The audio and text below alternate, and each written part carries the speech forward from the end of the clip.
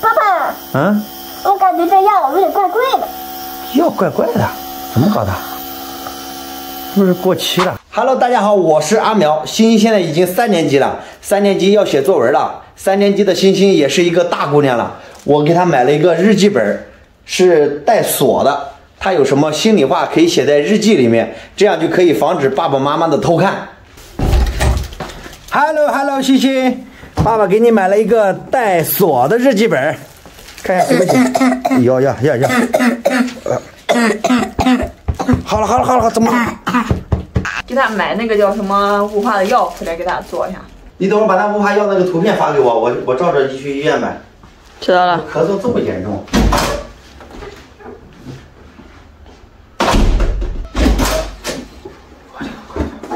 怎么这2个药这么贵呀？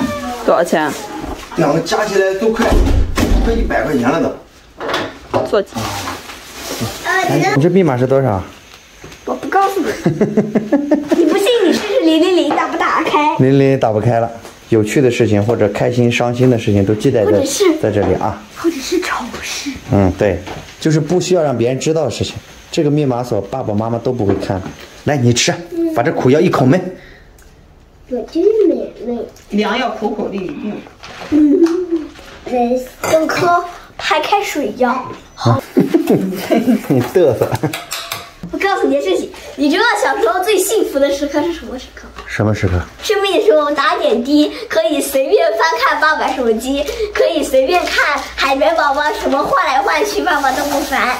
爸爸，我感觉这药有点怪怪的。药怪怪的，怎么搞的？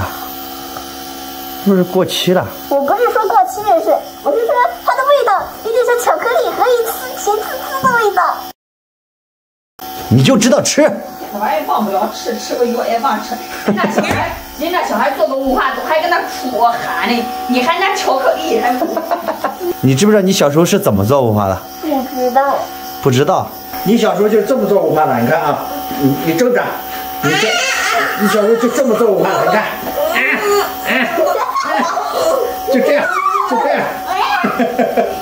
咳嗽、感冒。